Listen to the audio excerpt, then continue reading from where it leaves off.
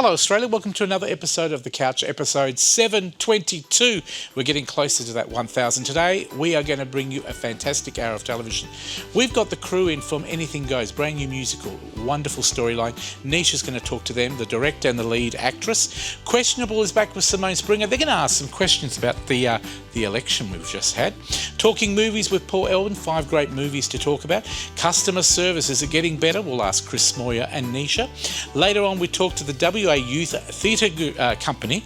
Now they're talking about 24-hour play generation 22, and I've been told Nisha's doing that one, so I know that that's correct. And I'll be doing one interview today, National Volunteers Week. Unless, Nisha, do you want to do that one as well? Oh, well, there you go. Thanks. Nisha said yes. I'm going home. It's a big show, big couch. Music as well by Lauren Marsden. But enough talking, let's start the show. It's showtime on the couch. It's showtime on the couch. You can see it from your house. You can see it from your house.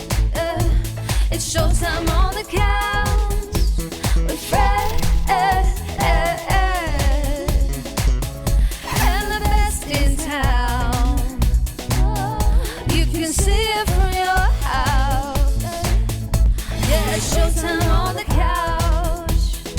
Oh, oh, oh. Hello Australia, welcome to The Couch with Nisha, Seth, and I'm just helping out every so often. Thank you for your company. I hope you enjoyed the election last week. Wasn't it fantastic to see a brand new Labor government who's pro the arts, pro television, pro people, which is the biggest thing.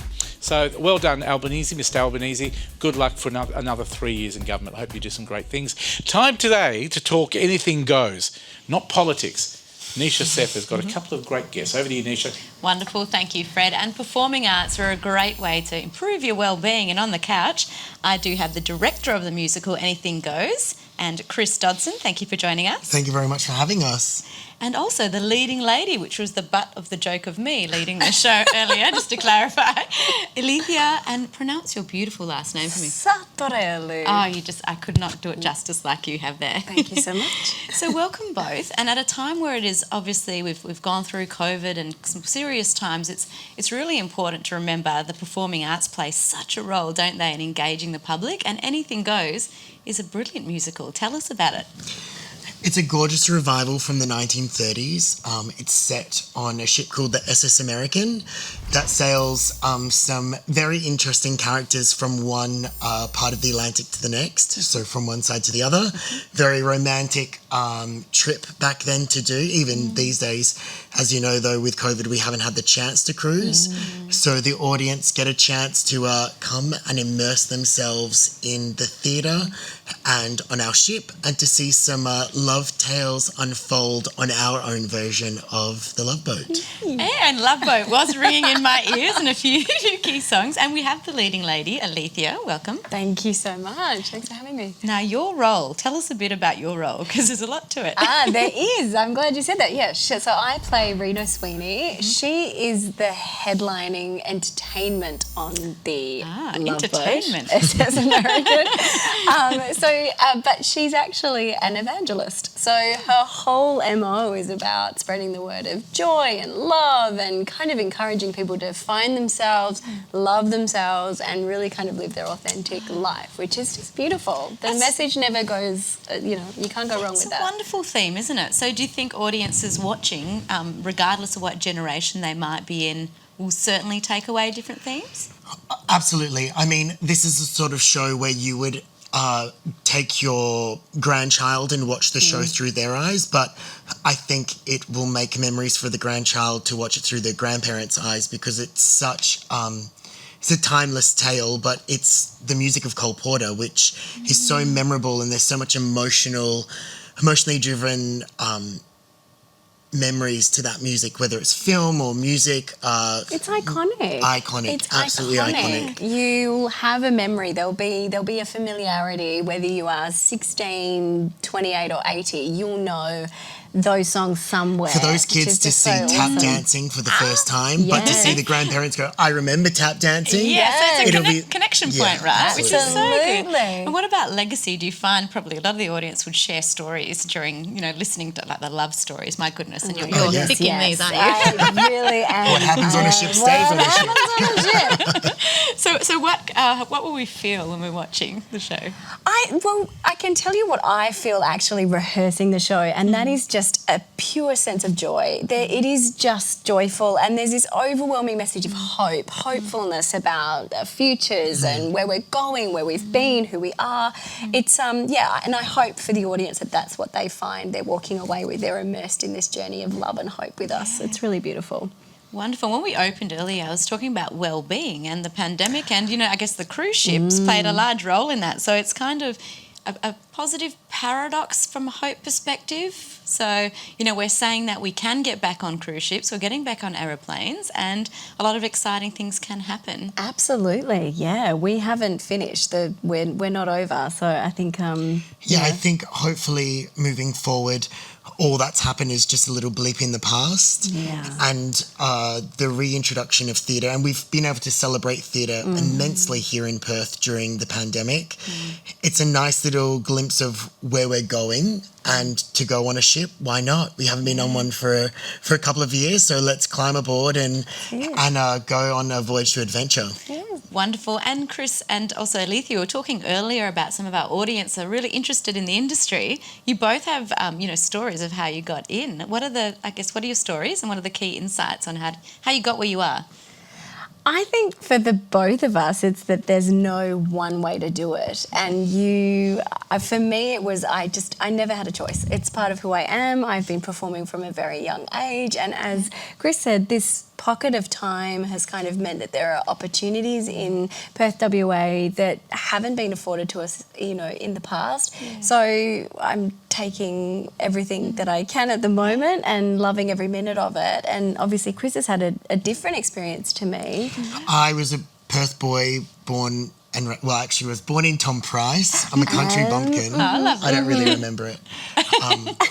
I wish I did though. I remember every minute of my birth. No, and then I raised here, went to a really beautiful performing arts high school, which was community driven, and it's a public school, Hampton Senior High School. Then I was forwarded to go to Whopper. I did a little hot second there, 1 year course, loved it, and then travelled the world performing all over the world. But I actually spent a lot of my career on cruise ships. Okay. So as a performer, but then as a creative producer and director, working for a lot of corporations in the States. So coming back here now, I was so lucky to direct Mamma Mia last year for Sarasi Entertainment, who is producing this show. At the Regal also, we met the lovely Fred then. And now I get to do it all over again. So I'm very excited. And I get to work with, I cannot stress enough how incredible this human being is on stage. You really, really, really, she's a force to be reckoned with. And, a lot of great people have played the role of Reno Sweeney, and we're lucky to have another one. So you must see her on stage if anything else. The collegiate respect is beautiful, and I think the hard work and that insight that you share with everyone is very valuable too. There's many ways to get on your journey, so build a roadmap, talk to individuals like yourself that are very successful. Thank you both for coming on the show. Thank you so much. And we are really looking forward to seeing the show. Can you talk us through how we get tickets, because this is the most important part? Yes, you can get tickets at ticketet.com.au. The show is at the Regal Theatre in Subiaco, June 16th through the 25th. There's multiple matinees as well, so it's really a show and a chance for everybody in the family to come and see and enjoy the show. Anything goes. Thank you so much, Chris and Thank Alethea, you, for coming on the show. Thank you. Look forward to seeing you both in action. Yay, can't wait. Oh, my job's nearly done. Beautiful. Of course, if you've missed any of that, you can go to thecouch.com.au or our Facebook page. But for now, I'll throw back to you, Fred. Thank you, Nisha. And Chris, you may be surprised to know I've done a bit of work with Whoppers as well. The Hungry Jacks type.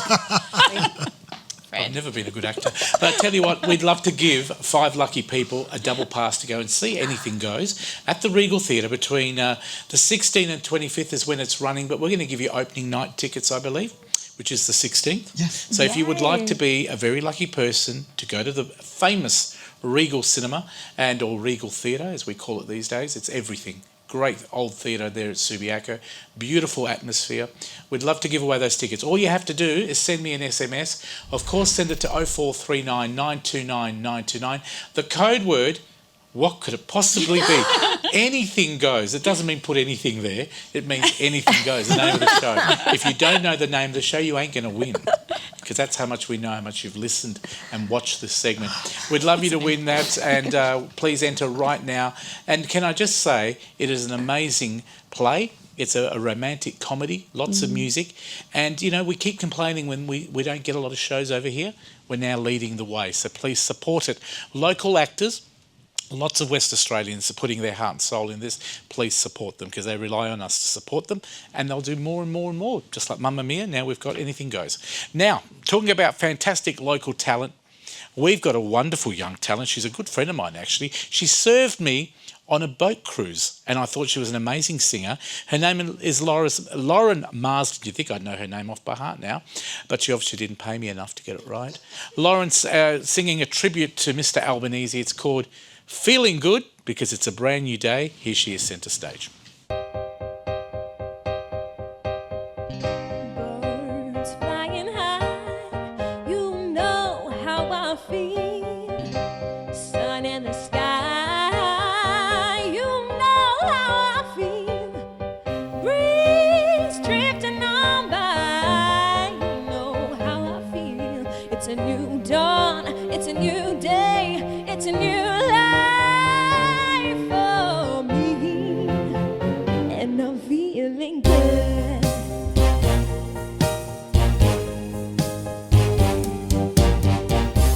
Fish in the sea, you know how I feel.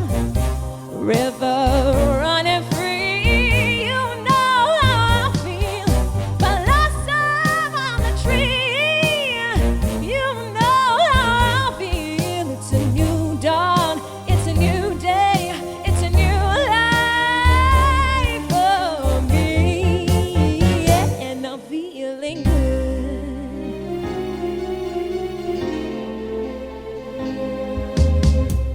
Dragonfly out in the sun, you know what I mean, don't you know? Sleep until the day is done, that's what I mean. But this old world is a new world, and a bold world for me, and I'm feeling good,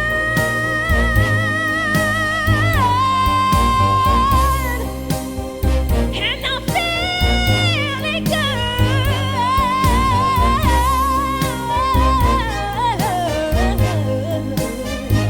and I'm feeling good. That is, of course, the great voice of Lauren Marsden. She'll be back with another song later in the show. Now, Questionable is back for another year. Simone and the team are here. Simone, over to you. Thank you so much, Fred, and welcome to Questionable on the Couch. I am joined by Questionable team, Alexander Sacosta Happy to be back, Simone. and Pony. I'm just grateful to be here. We're all very excited. We had a great week. This week the question is democracy broken? And we went out to the streets of Perth to find out what your opinion is. Hey, Pony here from the Questionable team, here to ask the City of Perth all the hard questions. Is democracy broken? Let's go. Is democracy broken? Not yet.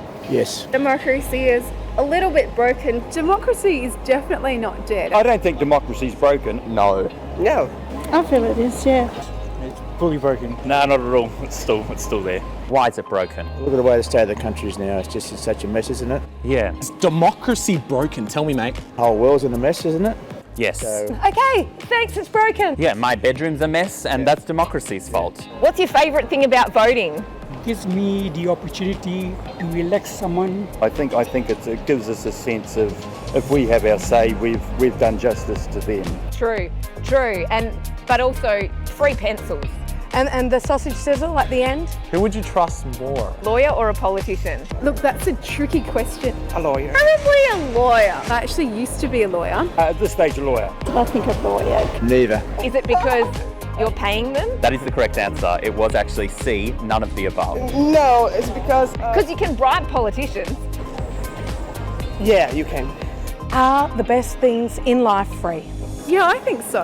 It depends on your perspective on things. I'm an old age pensioner. I can't afford much at all. You know, going to the park or a bike ride and... None of us can afford anything. How are we meant to survive? Necessities are free, like oxygen. That's free. That's keeping me alive. It's pretty good.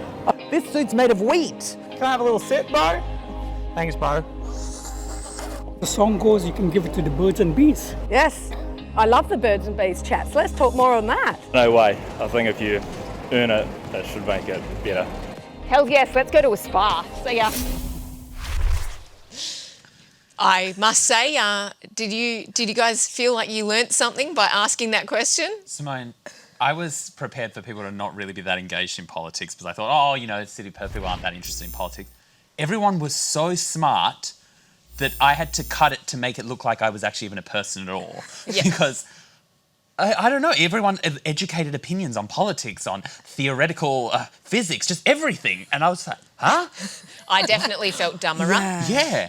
Yes. What about you, Pony? Were there any answers that surprised you? Well, for me, I no longer do we sit around and watch the news or, you know, sit around the radio like in the old days. So the only news I ever learn is from like my social media, and I honestly feel my friends are extremely dumb because I have not learnt a single thing. The streets of Perth taught me way more. Yeah, did you guys feel that there were a lot of people who kind of went, oh my gosh, we have to vote again? The day we were supposed to be voting? The only reason I knew was because I was told to bake some cookies for, and I'm like, what for? For the stall at the school, for the kids' oh my future. gosh. And I guess what was sort of nice to see is a lot of people were quite positive about democracy, saying, oh, it is, there's potential, it very like... But there then were a lot of people originally from other countries that were so happy to be able to vote, and we're like, we hate it. Yeah. Why do we get a fine? Yeah. And so, yeah, it was just really sort of refreshing to see a positive outlook because personally, I'm someone who's feeling like, oh, democracy does feel broken, all these kind of, the systems sort of failing us, but then to see these positive people made me feel really good. Yeah. So I think thank it you, might Perth. be a blowback from years of like having kind of two options that made you feel like, what's the preference here? To walk through a sandpit of Lego or lick a cactus? Like there's no positive. Exactly. So what about you, Pony? Do you think democracy's broken? Well, I think back to my high school yearbook, and I was voted as most likely to be on Eurovision, and it hasn't happened. So something's broken there. I agree. I agree with what was Pony. yours? Yeah, I was voted most likely to succeed. And look where I am. Well, you've got this, so that shows something. It's made of wheat. Nothing like a pocket square to make you look like you're intelligent. Yeah. So we just had an election. So obviously you guys both voted. Yes. Yes. Did you want to share anything about that? I think it was so refreshing to see independent candidates really standing up with clear vision for the country as opposed to the two major parties, which were very much just trying to coast on through. It's like, well, not anymore. Yeah, Australians are interested. The Greens got more seats than they ever had ever before, have. and 12 independents based on climate change, which really goes to show the times they are a-changing. I kept looking the whole time on the sheet. I'm like, where is Tony Galati? Like, I just need Spudshed Guy because I know he works, he's like 24 hours he works. He would never, ever be like, it's not my job. And he would just, he's the guy. I vote dictatorship. I have to Tony say, Galati, all the way. looking at you, though, you look like you might be a relative. Well, I don't know if it's... Well, are you allowed to vote for relatives? You both could be. How dare you? It's pronounced Albanese, not Albanese, as Barnaby Joyce says it. Well, it is interesting too that Albanese is the son of a mother who was a single mother, yes, and grew up in government housing. Coming from a time where there were whoever basically puts the most money into their election campaign are the ones that usually win. What it's that Cinderella-esque story. Yeah. He had that golden slipper on. So good. Hope the pumpkin picks him up. Yeah. So speaking of democracy, I think we should vote on a couple of topics. Go for Let's see if it works. Fred, I want your opinion on this as well. Yes. When you were giving out statistics, the Greens have officially got 4 seats. They started with 1. They've got 3 extras. There's 4. The new Teals, they've got 10 seats. Yes. And the independents that were left over, they've got 2 seats. So all up, you've got 16 people in Parliament that are not the major parties. How good is that? Rough bench. Great all ideas. standing for climate change. So, Exactly. more important topics. Yes. Pineapple on pizza. Yes or no? What are we thinking? Yes. Everyone's Yes. saying yes. I Crew? also say yes, but only Yes. if you're Oh. under the age of 6. Yes. Crew says yes, as well. 100%. It's decided. Motion passes.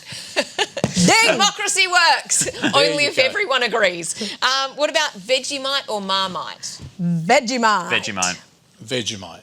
That was a trick question. If you said Marmite, I was going to kick you out of the country. Mind you, they both taste the same. Oh, Salty. Oh, please. Fred. Please. Democracy's about to be broken. Peanut butter? And lastly, yeah. south of the Crunchy. river or north of the river? North. East. East. Oh, Where's that golden triangle located? All right, guys, so this is the end of this segment. What do you think? Democracy, is it broken? I've got a good Yes. feeling about it, Simone. Fingers crossed for the new millennium. Well, like the new millennium. go Tony. I don't think it actually matters because Bezos and Elon Musk, they're going to take over the world anyway, and we don't get to vote for them. Thanks, Fred. Good on you guys. Welcome back. Nice to see you back in great segment. We have run out of time for this segment, but can I say good luck to Mr. Albanese. Democracy is definitely not broken, especially when he says he's going to listen to all the independents, all the Teals and the Greens. A difference between the Liberal Party. We'll take a break. More of the couch on this democracy segment right after this. Well done.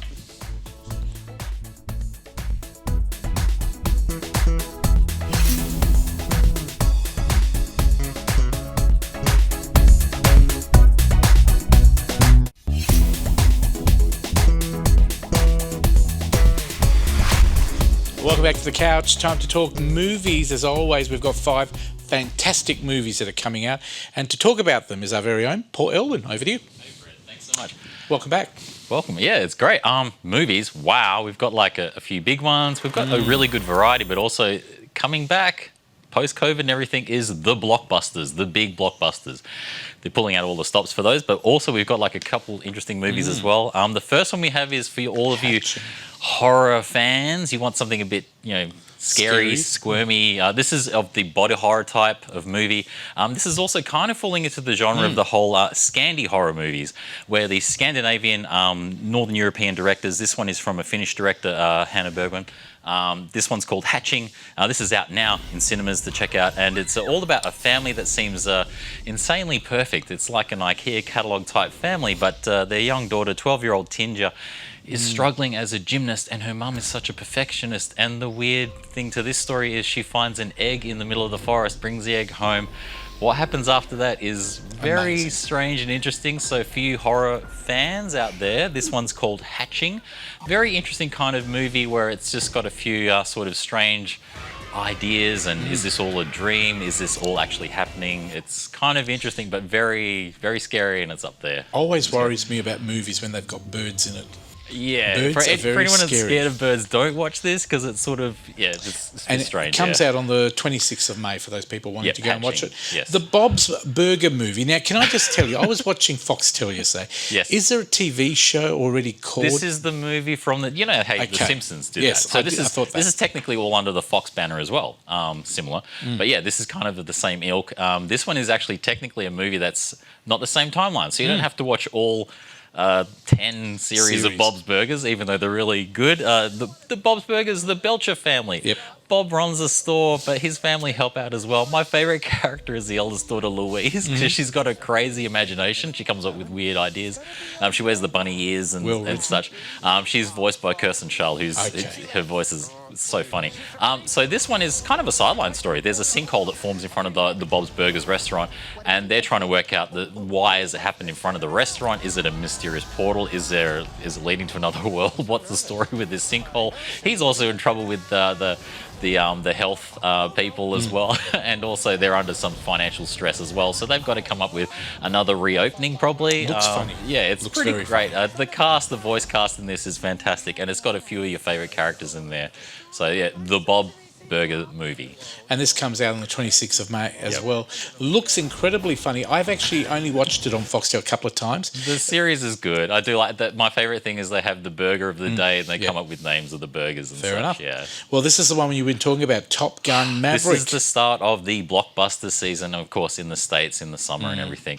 Tom Cruise, roughly 35 or so years ago, he made this little movie called Top Gun. He looked after himself so much that it looks seamless, like, this could have been made 10 years ago. I agree. Top Gun, huge film. This is the sequel, Top Gun Maverick. Tom Cruise bankrolled quite a lot of money into this, and he said this has to be authentic. I do not want CG planes. I do not want people in front of green screens and such. So we've got, Tom Cruise is in it. Is Val Kilmer in it? Yes, he's in it. He plays Iceman. He's in this despite his problems with throat cancer and such. They managed to get him in this. But also we have the interesting character of Goose's son. He's played by Miles Teller, and he looks scarily like Goose's son. Like when he came on set, Tom Cruise said, "Wow, we're gonna have fun with this. You look like him," and it's insane. But Tom Cruise, for all authenticity in this movie, he made all the actors fly up in the plane. Yes, I heard that. He said, "Oh, guess what? You're up in the plane. Do your makeup, Does lighting, he do his and everything." own stunts as well? I believe he does a lot of He's them. a qualified pilot, but they won't let him near these planes. But the whole thing is, he made all the actors do it. Miles Teller in an interview said nearly half the actors were like, as soon as they land, they hurl. A lot involved in this film, but it's a huge blockbuster. 26th of May for that one, Top Gun Maverick. Do they sing that? Just the old-time rock and roll song in his underwear? Does he do that? It's in there somewhere, but Lady Gaga has a huge hit at the moment called Hold My Hand. And that's for this film, and it's massive. Well, there you go. Don't miss it. Yes. And we've got Mothering Sunday coming out as well, 2nd of June. Mothering Sunday. This is sort of like your period drama, romance drama of sorts. So people that love that sort of film, this is quite good. We've got, it's a post-World War I situation. A maid is part of this family in pretty high society, and what it is she has an affair or gets involved with a member of this circle of friends, but he's actually engaged, and this is the drama that ensues from it. This is her. She decides to become a writer and writes this story, and this is her sort of uncovering how all of this came to be. It's great for your romantic drama fans that want to see like how a person's whole life and all of this drama unfolds. But we've also got Colin Firth in here as the dad as well. And Olivia Colman's in this as well.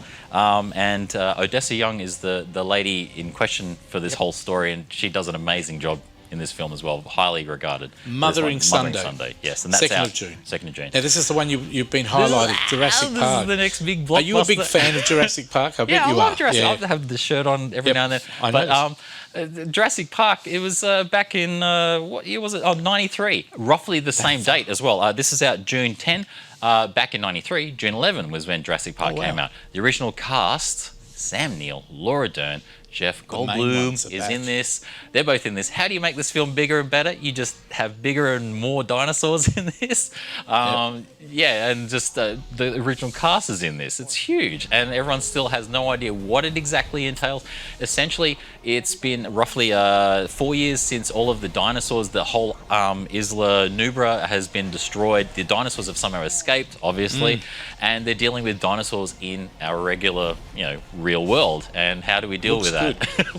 We try and run away from most of them. And I'm pretty sure the original T-Rex is in this, because it won't be Jurassic Park without our good friend, the T-Rex. And I'm sure there's people out there hanging out for this one. Comes out on the 9th of June, folks. Jurassic World Great dominance. movies, 5 great movies. We'll have more in a few weeks' time. But, Paul, let's have a look at the top 5 movies. Top 5 movies as they right stood this week. I bet Yes. you some of those will be in there. Yes. Let's have a look at the top 5. More than likely, yes. So for our top 5 movies for this week, we have at number 5, The Bad Guys. I love this. Watch it with my kids. They've read the books. It's really good. Number 4, Sonic the Hedgehog 2. It's so good. Jim Carrey's amazing in this. Number 3, wow, J.K. Rowling still kicking it with Fantastic Beasts: The Secrets of Dumbledore. 2, The Lost City. Sandra Bullock doing very well with this movie. And number 1, Downton Abbey: A New Era. Now, why did I expect number 1 to be Hearst versus Depp? Oh, well, I was hoping. It might as well be a movie. It's still gone going forever. So Is anyone still watching? That's the main thing. But, hey, look, it's fantastic to have you here, Paul. We're going to give away some movie tickets thanks to Palace Cinema. We would love you to go and enjoy any of those movies Paul spoke about, or any of the ones that are in the charts. cinema is amazing. Look at it. It's fantastic. Pretty much like the one you've got here in Perth. Glamorous, relaxing, stylish. They've got their own little wine bar there, lots of food, popcorn, and leather seats. Love the leather seats. We are giving away 4. I better pick the other one up. 4 of each. We've got Platinum, which is like the Gold Lounge but better, and we've got 4 standard tickets. Even the standard seats have got leather. If you would like to win a double of those, I'm going to give 4 people, lucky 4 people, anywhere in Australia, folks. It doesn't have to be just Perth. We'd love you to win. There's the details. 0439 929 929. Name and address. Code word is Palace, so I know you're entering for the movie tickets. 4 double passes to both Gold Lounge or Platinum and the standard tickets. Thank you to Palace Cinema for their support.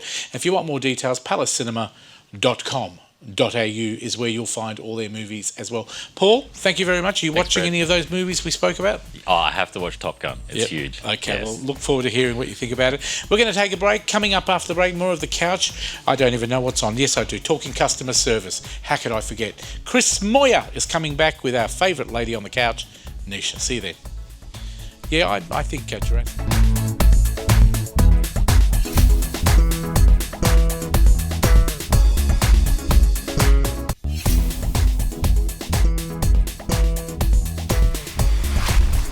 Welcome back to The Couch. Always support great customer service here on The Couch.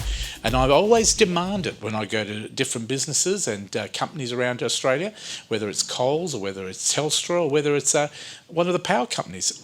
Good customer service is very important. Today, talking about good customer service and bad, is our very own Nisha with her good friend, Chris Moyer.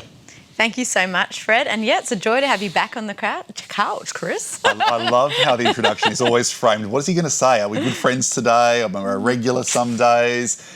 I know, it just a good friend. Threw me off then. I've done a performing arts sort of segment, so I think I changed my accent. So sorry. That's okay. about that. It's good to be back. Wonderful. So, Chris, we spoke about a lot in our last segment. What do we want to focus on today? So a few episodes ago, we were talking about framing service around our behaviours and framing it in terms of how should we treat people who we're serving. And we talked about that really old cliche to treat people like they're a guest in our house. Now, that is such a cheesy cliche, but why it's very useful is because the way we treat people in terms of what emotions we want them to or how we want them to feel when they're in our house or in our homes, it actually can translate directly and make service a lot easier. And we ran out of time, so at the end, and it's really kind of cool because this sort of deserves its own segment today. The last sort of 2 things that we should keep in mind when someone is in our home, we would often be very grateful for them coming to our home, number 1. And finally, when we farewell them, we would do so in a very genuine manner. So I want to spend today's segment on the couch talking about gratefulness or gratitude and being genuine. Wonderful. So in terms of gratitude, talk us through what do you mean being gracious or being grateful? Look, there's another cliche saying about, if you didn't have any, another one, we could almost have a list of them, but, if you didn't have customers, you wouldn't have business. And look, there's some truth to that. Yes. It is. Yeah. And I think, sometimes we do. And there's another old saying about how we can often take things for granted. The old, that song, I think, you don't know what you've got, you're lost until it's gone, that sort of stuff. Yeah. But, really when we think about service moments, how often are we actually thinking about, showing gratitude to the people who we're serving? Now that could be, things like thank you for waiting, thanks for bringing that to my attention, thank you for being patient. And I've noticed there that you're saying thank you for. Is it important what precedes the thank you? Yeah, exactly. That's right. I mean, I was just thinking about all the many things we could say then. I mean, thank you. I mean, people love hearing the word thank you, just like they love hearing the word sorry. But I think, we should definitely just make that gratitude be a bit more meaningful than just saying, thanks. Thanks for that. Thanks, Nisha. Something a little bit more meaningful. So the tailoring, I guess, captures the attention you have to what the individual's actually done, right? And I think why people don't also express gratitude often, I mean, people go, I'm a grateful person, but sometimes people think, it goes without saying. I mean, I guess, there's not necessarily, I think our customers, to be honest, aren't necessarily the thank you police. So they're not going around saying, where's my thank you? I didn't get my thank you. So, and sometimes in the way we do things, we just assume that, I am thankful for something. Do I need to say it? And I think, Maybe, but really when it comes to service moments, we've got to really be, focused on expressing that gratitude because, you know what, it's sometimes better when we say it than just implying it. Well, absolutely, because each person is an individual, right? And they bring themselves to a situation. So even if you've said thank you once in a situation, doesn't mean that it's sunk in for that individual. So what's the harm saying it again too? That's right. And I think, and maybe even though we're not here to talk about sorries, but sorry would be another example when, and thank you for waiting, for example. Sometimes people tack it on till the very end. They sort of just say, sorry for the wait or thanks for waiting. But I also think, there was a situation once a few years ago, and I won't name the place, but I was waiting for a takeaway coffee for 20 minutes. And that's a long in the scheme of things. And I remember the person at the very end said, thank you for waiting, sorry about the wait. And it was right at the end. And I sort of think in those situations, maybe around the 4-minute mark would have been good. So timing is really important. Even though we're not ready, people Yes. think, the thank you is at the very end of an interaction. But why not during the interaction, kind of just be aware of the person who's waiting over here and to go, sorry, it won't be too long. Yes. Thank you so much for waiting because it's more powerful in that moment and then finishing off with it at the end as well. Yeah, so definitely twice is totally important. So timing is important, but also what you link the thank you or the sorry or your feedback, what you link it to is important. Exactly. Why is this so important? What does it segue us So to? this is going to segue us to making sure it's meaningful, which is going to segue us to being genuine. And particularly when we farewell people, we could be genuine through a whole interaction, but I think the last point of contact in service is that sort of farewell. Now, going back to treating someone as a guest in your home, and everybody, I'm sure, are different party hosts. You might be different to me, but hopefully we're similar, in this regard. But, too often when someone comes into your home, you don't necessarily, when they leave, you don't kind of hold the door ajar and go, see you, bye, bang, and close the door. You leave the door open. Timing, very important. Exactly. You might follow them to their car.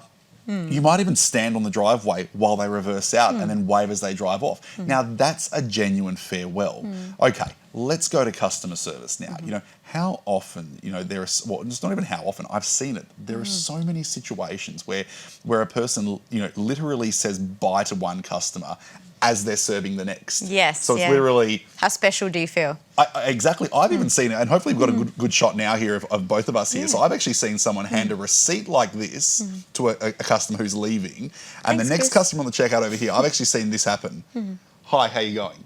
I've literally seen... And I'm still staring at your face. And you're holding the receipt, that's right. Oh, gosh. So this genuine farewell is not necessarily genuine. We're sort of getting rid of one before we and welcoming the other instead. So what do we do? What's the key to the city here? We don't need to ask for a lot. It's actually not that hard. We're talking, in genuine interactions, people sometimes give, like a 0.1 of a second look. So they're like, see ya, and they look away.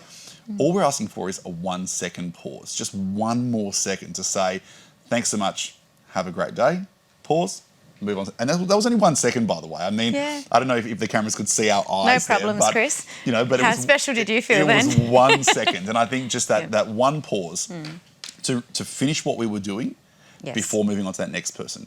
It doesn't have to be a checkout. Checkouts were one example we talked about there, but it can be everything from, farewelling someone over a reception counter to answering the phone that's calling. Or even, when we're talking to people, not necessarily casually, but, our mobile phones are always with us, so our phone rings. Do we make sure that we actually don't cut the person off and say, look, I'm going to have to take this call and then take the call. So we're just asking for that slower finish. Otherwise, like I said with that analogy before, you're effectively treating... What you're doing with a customer is effectively like slamming the door behind a guest in your home. Wow. And look, I think that's a really powerful and genuine way to look at customer service is how you would treat, yourself and your family as well. Exactly. Chris, we can talk for ages because you are very versed in this space. I'd like to thank you so much for your time. My pleasure. And I gave you a space hopefully. You gave me a space, that's right. We're not moving on to the next step. Where can we find out more about you and also maybe if people are looking for some advice? Let me genuinely look here. I'd love to hear from you, chris@chrissmoyer.com or chrissmoyer.com, the website, and we can chat more about genuine interactions then. Wonderful. Thank you so much, Chris. Thanks so much. If you've missed any of that, of course, you can go to thecouch.com.au or our Facebook page. Back to you, Fred. Thank you, Nisha and Chris. Sorry, I was just checking out my favourite show on the TV there. Chris, I have to say, fantastic customer service. We should have a segment where we actually reward people. JB Hi-Fi, I ordered a fridge online. It ran out. The old stock was advertised by mistake. It was $2,000. The new one was nearly $3,000. I rang, spoke to one of their managers called Mike at Malaga. He gave me the new model for the same price, $2,000, and they're storing it for free for me until my house is ready. That's so fantastic. well done to JB Hi-Fi. And I think it's just one company that does the right thing. And if you know other companies out there that have done the great thing, send us an email. Let Chris know, and then we can promote them as well. Chris, I think you need to write a book called Chris at Your Service. What do you reckon? Chris at your service. Chris I'm writing a at book at your the service. moment. He has a book, I'm actually yes. writing a book as we speak, and the Tips title hasn't and been tricks. decided Yeah, yet. So I this reckon is Chris good. at Your Service works for me. Yeah. No, I only want 10% of the book Only, sales. yeah. That's why I I'm said being it a on friend. television. And I've decided I'm no longer having friends over at home because I'm not treating everyone the same as my friends. Imagine having to cook for everybody I deal with and give them drinks. But you know what? Could be a nice change. Just ask yourself, what would Chris do? Well, he would. He would. Yeah. Can't wait. He's going to invite me over for dinner one night and cook me a nice meal. Petrian's telling me we need to move on because I have actually tagged this next song, right? I have, seriously. It's called Respect, Aretha Franklin. This is what companies and also the customers need to do. Here she is, centre stage, our fantastic singer. Her name is Lauren Marsden. Nearly forgot her name again. Here she is. Thank you, Lauren.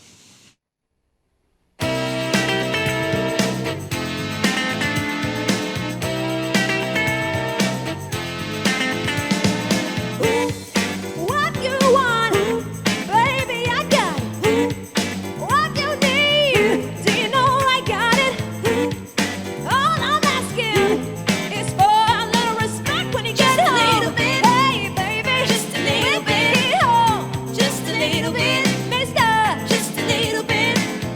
I ain't gonna do you wrong while you're gone. I ain't gonna do you wrong 'cause I don't wanna. All I'm asking is for a little respect when you get home. Hey, baby, just a little bit. Get home now. Just a little bit. Yeah. Just a little bit. I ain't gonna give you all my money. And all I'm asking in return, honey, is to give me my promise when you get home now. Baby, when you get home. Just a little bit. Yeah. Just a little bit.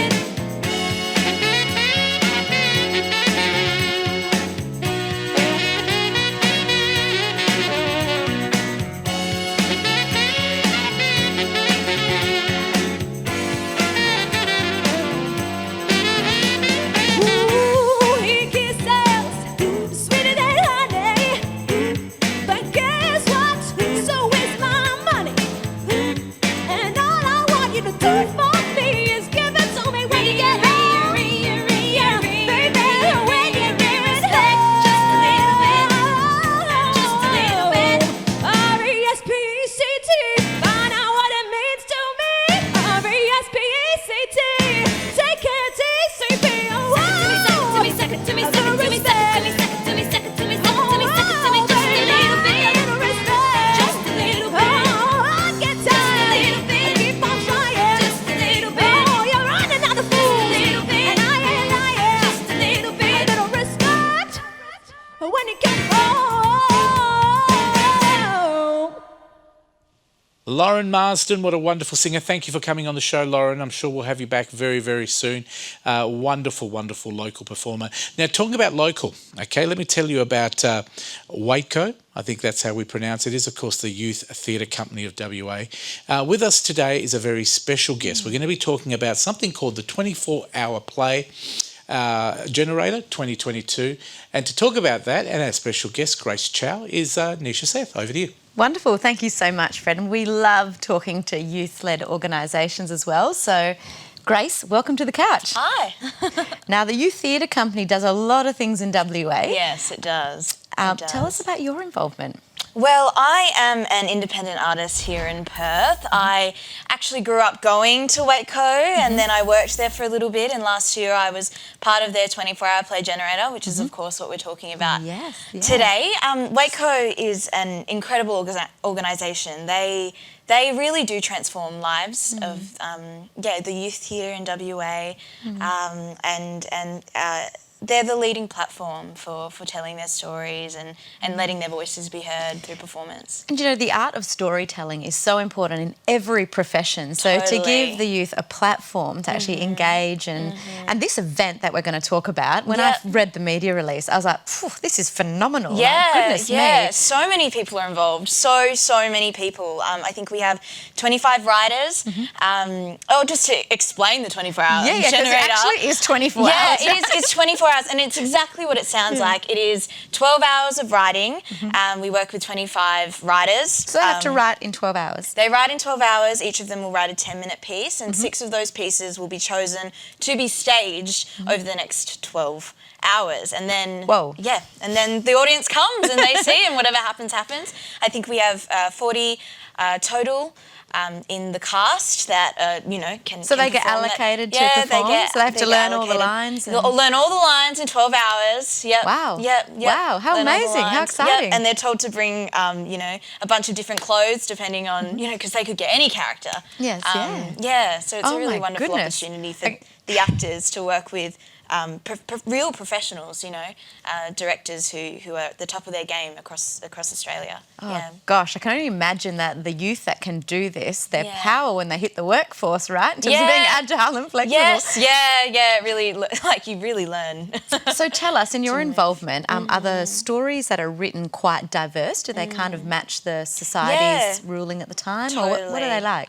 Waco, they bring in youth from all walks of life, colour, creed, all backgrounds and ages. Diversity and inclusion, obviously, a really big component. Totally, for our company. And they put a part of themselves in every story that they write. That is beautiful. And you said that there's verse directors there too, so you've got people bringing back into the community. Yes, totally. And it's an awesome opportunity for youth to create those pathways and those connections with artists who are actually practicing, their craft, and they actually get to learn from them. This year, despite all these stories being so diverse, we kind of choose a stimulus every year, and this year all the writers must have this one singular line that are included in their scripts. Are we allowed to know what it is, or is this random? No. You have to come and try and guess. Okay. And that's beautiful to have a theme and then it springs out. So in terms of the youth that do get engaged, it gives them obviously an opportunity within the industry. What are some of the other insights or outcomes? I guess what drives you to stay involved in such a program? Yeah, well, I think Waco is a place where a lot of youth feel a sense of belonging.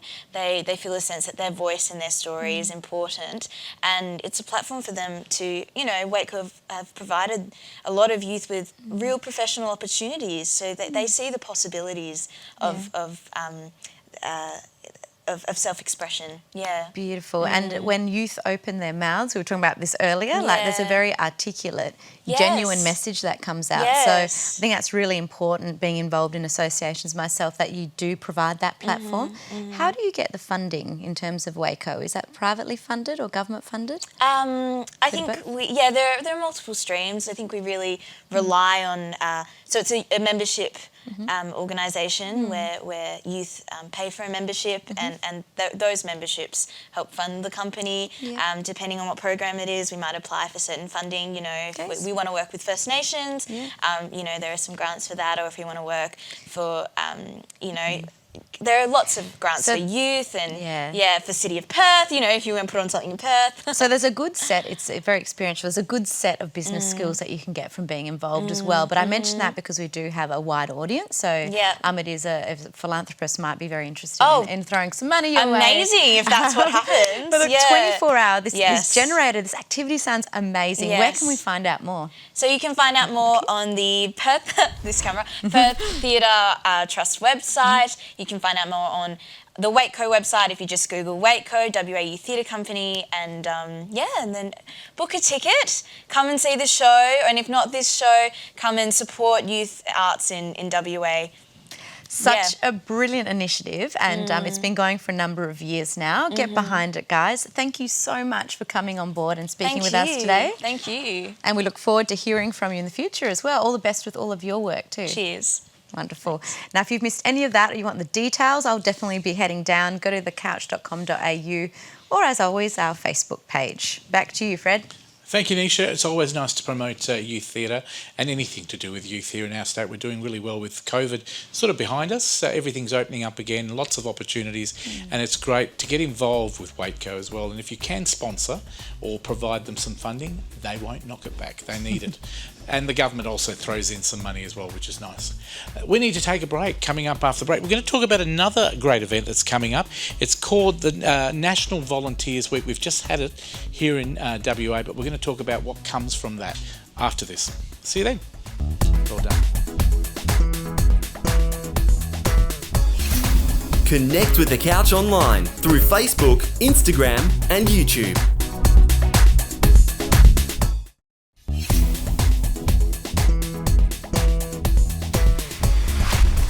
Welcome back to The Couch. It's always nice to talk volunteering, especially since most of us, I think, have done volunteering. I've been doing it for about 20 years, so I think it's a pretty important thing for people to do of all ages. Today we're talking to the CEO of Volunteering WA. Her name is Tina Williams, and she's with me on The Couch today. Welcome, Tina. Hello. How are you? Nice to be here with you today, because I think volunteering has become a really important thing. It's not just something we do and nobody knows about it. It's become quite an important role for people to take on if they can, and there's so many different avenues of volunteering, isn't there? Oh, definitely. Tell me about your role here in WA.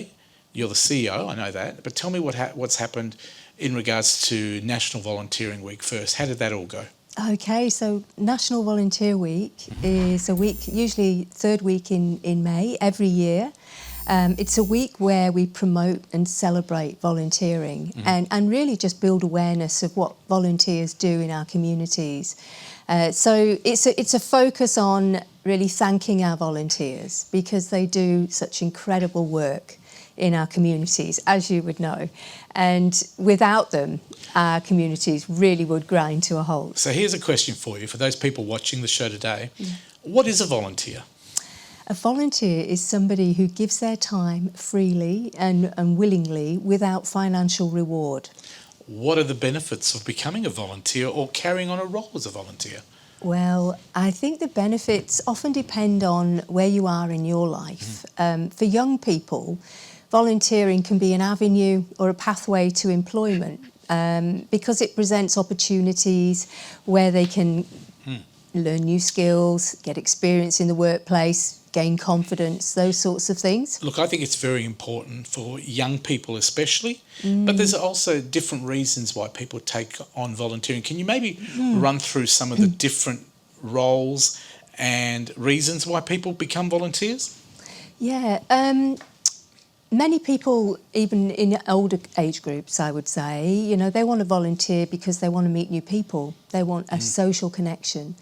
And often, you know, that type of volunteering is what we call the more traditional kind of volunteering, where you're volunteering regularly, once a week in the same place. So would you say, like, young people volunteering gives them work experience in a field that could be completely different to what they're studying, or a field that they'd love to be involved with, but for some reason they just can't get a job at the moment in that field? And maybe for older Australians, volunteering could mean, I've just retired, I used to be a social worker, and I want to keep my hand in there, and I want to do it for free and help people. So it lets people carry on their life as a volunteer and using the skills that they've picked up along the way. That's right. Sometimes people volunteer using the skills that they have. But we also find that some people don't want to use the skills that they've got. They want to try something new. And volunteering is a great way of doing that because you can just follow your passion. Well, I think you're right, because I used to work at Centrelink, and I ended up working at Access 31 many years ago, working in television, because one was a serious job that you sort of had to, you know, look after people. The other one was a fun job that Yeah. I've always wanted to work in television, Mm. but at that time the roles weren't there, the jobs weren't there, and I didn't want to leave my old job because it was paying me a living. Yeah. So it is really important for people to understand that there are a lot of avenues for volunteering. Is there a central place where do you get involved? Can you help people volunteering? Yeah, look, we've got a search engine on our website, and on that site you can actually look at all the positions that are available in Western Australia. There's about 2,500 positions there at the moment, and honestly they range so broadly, depending on, you know, what type of commitment that you want to make. And sometimes people just want to volunteer for an event. Look, I think it's a great idea to volunteer. There's so many. It's more than just training. It's more than an emotional thing. It's giving back to the community. It's supporting the community. But I know we've got about 3 minutes left of the segment, but I'd love to talk about this new program that you've got, getting volunteers into aged care. That's it. Well, during COVID, we've all seen in the news an aged care crisis, and we've also seen as well that, you know, a lot of aged care facilities are really struggling to find paid staff. Volunteering is not replacing paid work by any means. The volunteering program that we have is actually recruiting volunteers to go into aged care facilities. To complement the staff. No, not even that. It's to just do companionship, to what a be wonderful social idea. support for those people. Because sadly, there are so many people in aged care facilities that don't get visitors at all. Yes, and COVID has made that worse as It well. has. It's just really made it a lot worse. So how do people get involved in this new program? So they can just hop on our website. Give us the And it's on website. the search engine. It's one of those roles that's already on the search Now, engine. it's on so, screen yeah. right now. It's volunteering, let me get it right, volunteeringwa.org.au. Of course, you're a charity and you do rely on funding either from government and also from private, but you're always looking for people who have got a kind heart and would love to give you some support. We'd love them to give you contact. Yes. And maybe offer some sponsorship. Volunteering this year, I know we've had Volunteer Week. What else is coming up? Are you celebrating any other events? Are you running any more events this year? Look, we have an amazing garden party in WA, and I'm really proud of it. We have around 600 people that attend, and it's in Government House. And we do that on the 5th of December, and that's to celebrate International Volunteer Day, which again is that's a global celebration of volunteers, so that's amazing. So yeah, that day is a really special event for us. So that's in December. I think it's a very important role that people can take on. Volunteering is so useful. It's so demanding. It can be a career change, or it could be just contributing to the community. And like you said, aged care, it's one of those areas where I think just being there for moral support, just talking to the aged care residents, some of them are lonely, some of them don't have family, some people don't see anybody. And That's having you correct. there right beside them is sometimes an added bonus. It's like having family. Can people contact you and to get involved in the aged care program? Yeah, look, just on our website there will be a position there that they can have a look at, amongst many others. So. And how does recruitment work when you're looking at positions like this? Do they have to apply and then you have to make sure they suit?